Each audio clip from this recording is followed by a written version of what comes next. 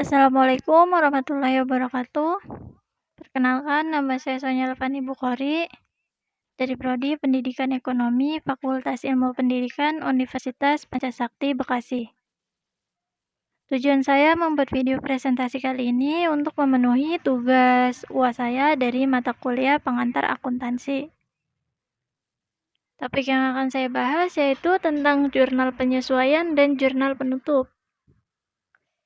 Yang pertama, jurnal penyesuaian. Jurnal akuntansi yang digunakan untuk melakukan proses penyesuaian terhadap saldo-saldo account atau pos transaksi tertentu agar sesuai dengan keadaan sebenarnya yang dalam proses penyusunan laporan keuangan.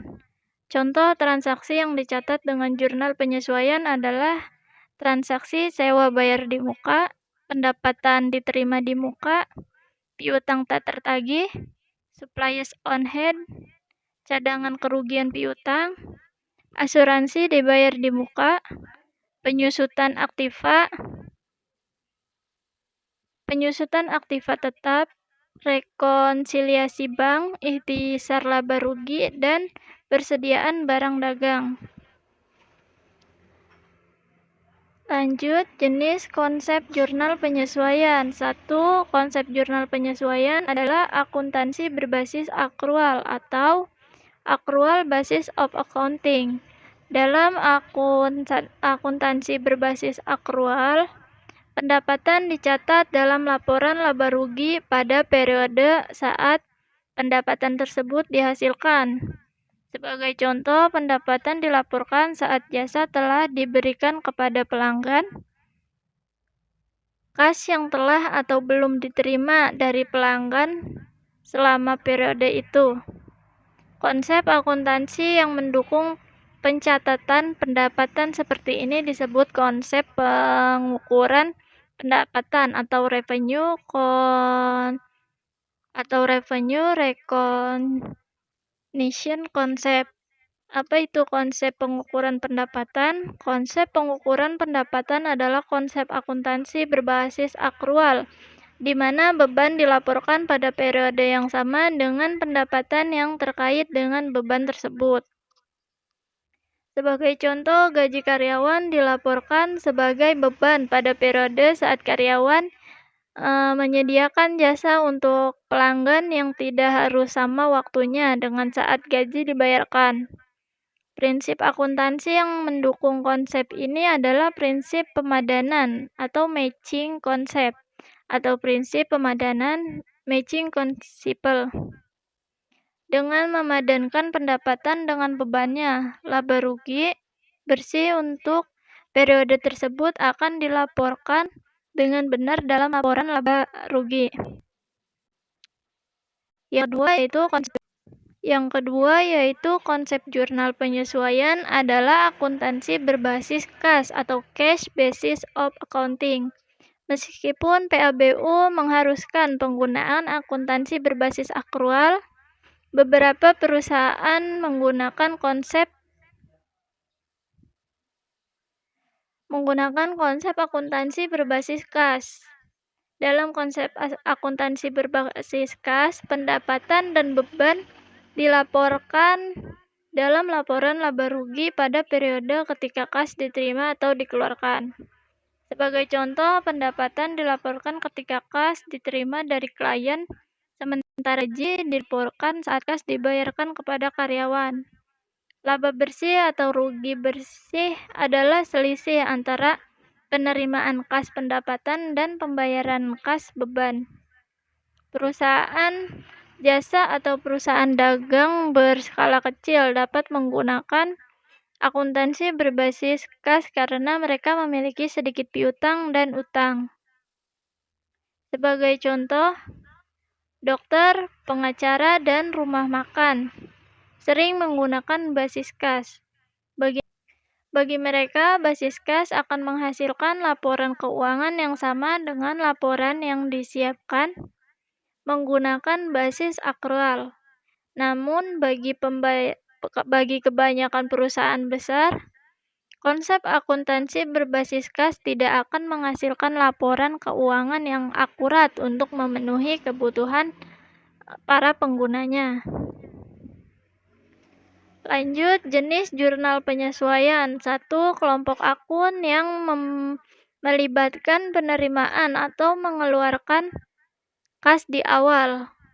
A. Beban dibayar di muka, prepaid expenses. Beban dibayar di muka adalah pos yang awalnya dicatat sebagai aset karena kasnya telah dibayarkan, padahal jasa atau barangnya belum diterima. Beban dibayar di muka disebut juga beban yang ditangguhkan. Ini kemudian berubah menjadi beban dengan berlalunya waktu atau melalui operasi normal usaha. Proses penyesuaiannya dengan menggunakan jurnal biaya dibayar di muka, bahan habis pakai, dan asuransi bayar di muka adalah dua contoh beban dibayar di muka yang memerlukan jurnal penyesuaian. Asuransi dibayar di muka pada akhir periode akuntansi. Contoh lain adalah iklan yang dibayar di muka dan bunga. B. Pendapatan diterima di muka. Pendapatan diterima di muka adalah pos yang awalnya dicatat sebagai kewajiban karena kasnya telah diterima di muka padahal jasa atau barangnya belum diberikan kepada pelanggan. Pendapatan diterima di muka disebut juga pendapatan yang ditangguhkan, deferred revenue. Kewajiban ini kemudian berubah menjadi pendapatan seiring dengan berlalunya waktu atau melalui operasi normal usaha. Beban dibayar di muka dan pendapatan diterima di muka timbul dari transaksi yang melibatkan penerimaan atau pembayaran kas. Dalam hal ini, pencatatan beban atau pendapatan terkait ditangguhkan sampai akhir periode atau periode mendatang. Lalu ada jenis jurnal penyesuaian. 2. Kelompok akun yang melibatkan penerimaan atau pengeluaran kas di belakang. A. Piutang pendapatan. Piutang pendapatan adalah pendapatan yang telah dihasilkan tapi belum dicatat di akun pendapatan. Piutang pendapatan disebut juga dengan akruan aset atau accrued asset atau akruan pendapatan.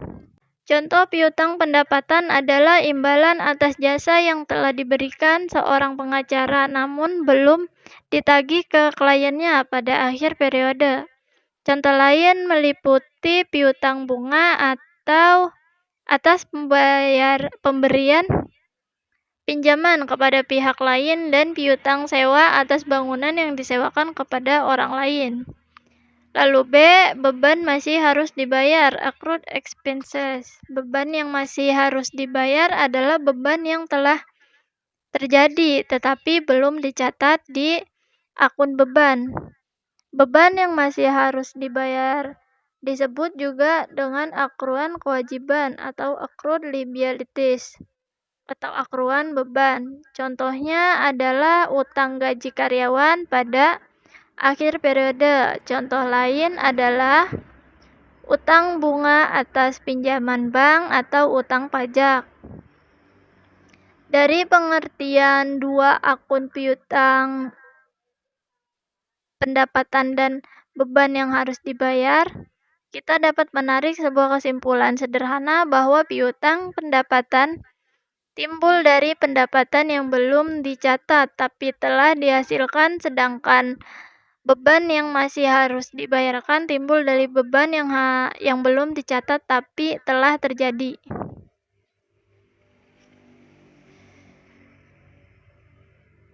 Di sini bisa kita lihat tabel jurnalnya. Pada tanggal 1 Januari 2019, PT Anak Zaman Now membeli bahan habis pakai atau supplies dengan nilai invoice pembelian sebesar Rp1.350.000.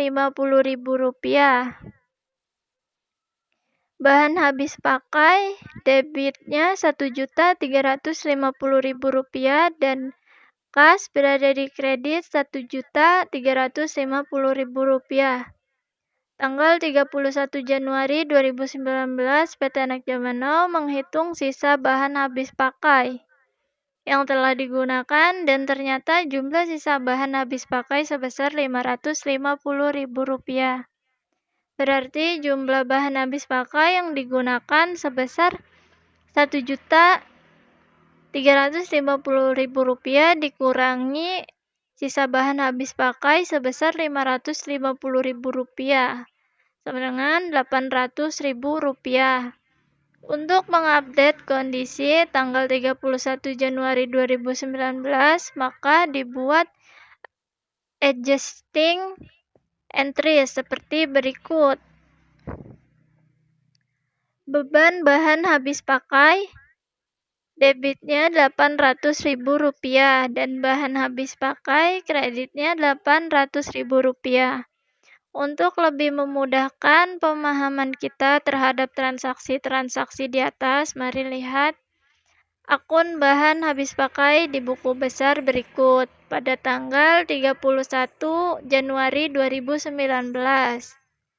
Debitnya sebesar Rp800.000 dan berada di saldo debit Rp800.000. Saldo akun beban bahan habis pakai adalah sebesar bahan habis pakai yang digunakan bulan Januari 2019, yakni sebesar Rp800.000. Lalu pada tanggal 1 Januari 2019, debit sebesar Rp1.350.000. Saldo debitnya Rp1.350.000. Pada tanggal 31 Januari 2019, kreditnya Rp800.000 dan saldo debitnya sebesar Rp550.000.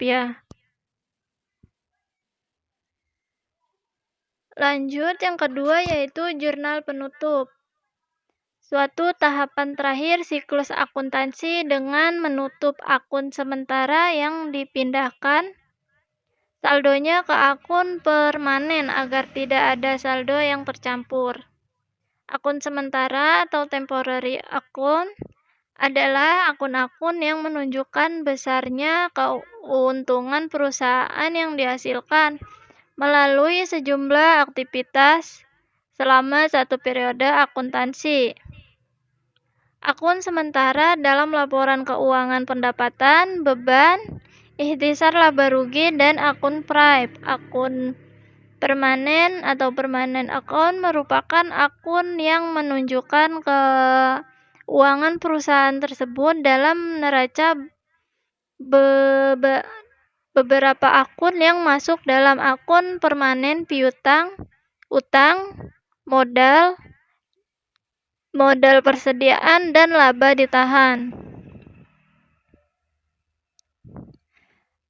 Di sini ada fungsi jurnal penutup, yaitu 1. Sebagai penutup semua akun perkiraan menjadi 0. 2. Memisahkan akun pendapatan dan beban. 3. Memudahkan audit perusahaan. Dan yang keempat, keperluan laporan keuangan. Akun-akun yang dibutuhkan pada jurnal penutup yaitu 1. Akun pendapatan, 2. Akun beban, 3. Ikhtisar laba rugi, dan yang keempat akun prive. Akun pendapatan. Pendapatan jasa, debitnya sebesar Rp5 juta, ikhtisar laba rugi, kreditnya sebesar Rp12 juta. Akun beban, ikhtisar laba rugi, debitnya sebesar Rp9 juta. Beban gaji, Rp6 juta berada di kredit. Beban perlengkapan Rp1.500.000 di kredit. Beban penyusutan Rp750.000 di kredit, dan beban bunga sebesar Rp750.000 di kredit. Ikhtisar laba rugi. Ikhtisar laba rugi debitnya sebesar 9 juta rupiah dan modal berada di kredit 9 juta rupiah. Modal berada di debit sebesar 9 juta rupiah dan ikhtisar laba ruginya di kredit sebesar 9 juta rupiah. Akun Prive modalnya 9 juta rupiah di debit dan Prive-nya 9 juta rupiah di kredit.